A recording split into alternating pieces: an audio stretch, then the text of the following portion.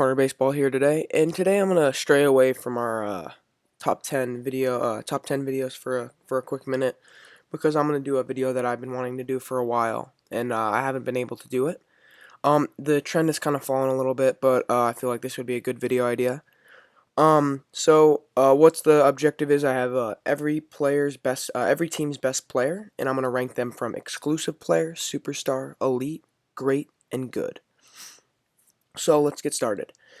All right, Nelson Cruz. Nelson Cruz is one of the best power hitters in our era, and I feel like if he played if he played better in the field, he'd be up in the elite or maybe in the great category.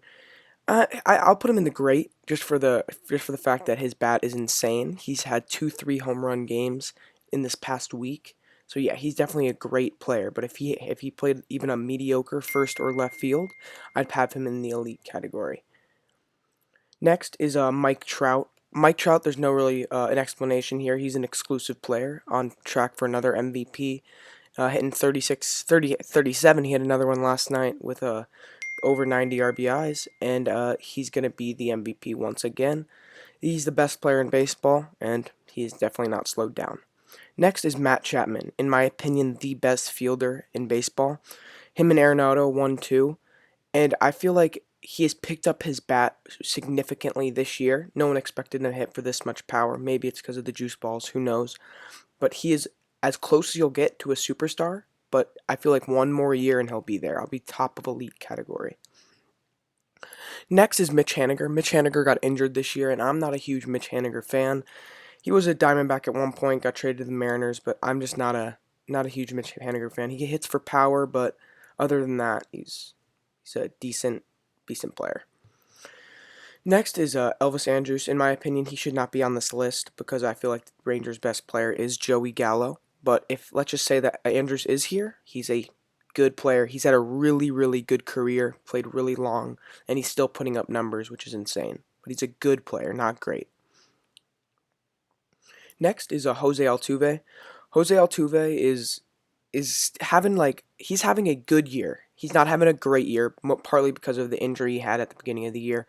You can't forget that he's an MVP. He plays great defense at second base. For that reason, I'm putting him as a superstar, not exclusive. And I just want to clarify, an exclusive player, it is exclusive for a reason. There's not gonna be many exclusive players on this list. Next is Freddie Freeman. Freddie Freeman is the best first baseman in baseball. He continues to rake in between that Braves lineup with Acuna and Albies and Donaldson, and he plays really good first base over there. So I have him as a superstar. Next is Caleb Smith. Caleb Smith has had a really surprising year. He former Yankee, so I knew about him. He did not show that many flashes with us, but once he came to the Marlins, he's shown that he could be a top of the rotation kind of guy. And for that reason, he's not great yet. He has to show a little more, so I'll put him in the good category. Next is Max Scherzer, my favorite pitcher in baseball, probably because of the fact of how dominant he is. So he's definitely going to be in the exclusive category. He has shown that he is not slowing down. Him and Verlander just continuing to age like a fine wine. And yeah, Scherzer, in my opinion, will be the NL Cy Young, even with the injury bug. Next is Jacob deGrom. Jacob deGrom had a slow start to begin the year, and just coming back into the NL Cy Young form. And I feel like if he continued that the entire year, he'd be the Cy Young, but he's still a superstar, in my opinion. Next is Trey Mancini. I mean, he's been the Orioles' best player this year, and he hits for power, decent average, brings in runs, but he's not a great player. He's playing for the Orioles. Come on now. Next, in my opinion, the most overrated player in baseball is Bryce Harper. In my opinion, Bryce Harper is not a superstar. He's not in the exclusive category whatsoever. He got this massive contract, and I do not agree with any penny that he is receiving. Yeah, no, he's not a superstar. So he's going to be in the elite category. Next is Javier Baez. Javier Baez has a great glove at shortstop, can play multiple positions, and is showing that he hits for crazy power this year and hits in really clutch situations. So I have him in the superstar category. It's towards the end of the superstar category, but he would be at the top of elite, so I'm going to be generous and give him the bottom of superstar. Next is Eugenio Suarez for the Cincinnati Reds. He's hitting for power. I mean, as is everyone in the league pretty much this year. I'm gonna put him as ah, he's a he's a top a good player. He's not a great player. I'll put him there. And yeah, there's not much to say about Eugenio Suarez. Yeah, and in my opinion, I don't think he should be put as the best player in the Reds, as Luis Castillo is going off this year. So yeah, Eugenio Suarez is a good player.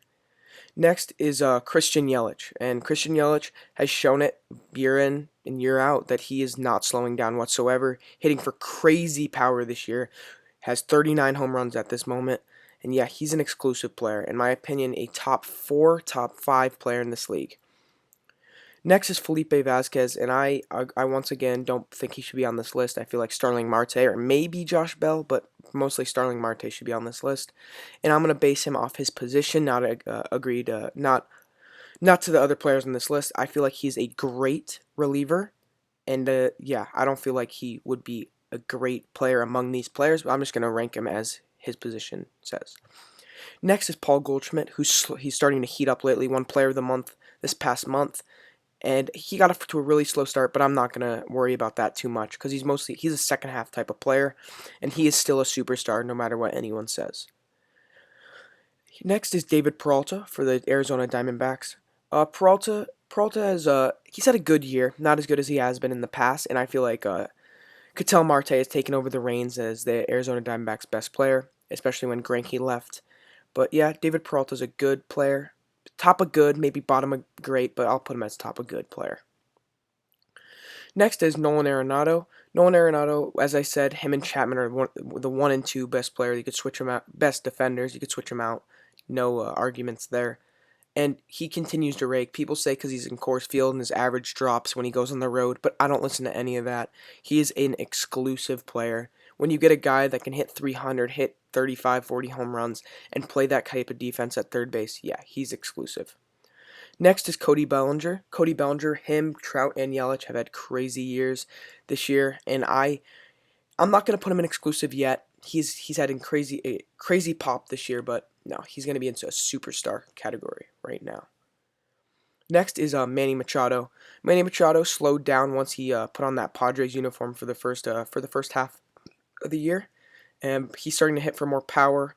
With Tatis there, Fran Reyes who left recently, and I feel like he's a superstar with that defense and that bat he has.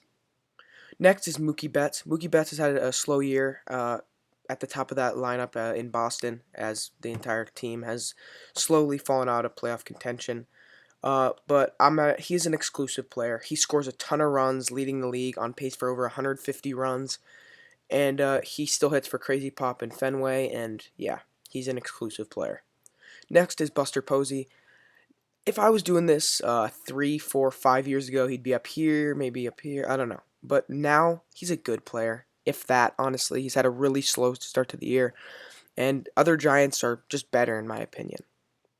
Next is my boy Aaron Judge, and I'm gonna be non-biased as much as I want to put him up here, but he's gonna be here. Strikeout issues, plays a great right field, and he has a great eye. As much as he'll strike out, he'll walk just as much. And that on base percentage is insane. Still has that opposite field power that I don't think anyone can compare to in the league. So he's a superstar in my opinion. Next is Blake Snell. Blake Snell just went down to injury and should be back maybe September, maybe October time if they make the playoffs. So I'm gonna have him as an elite pitcher. He's not a superstar. As much as I want to put him there for the year he had last year, winning Cy Young, he's elite. He did not have a great year this year, and I'm not gonna put him down to great. I'll keep him at elite. Next is Ken Giles.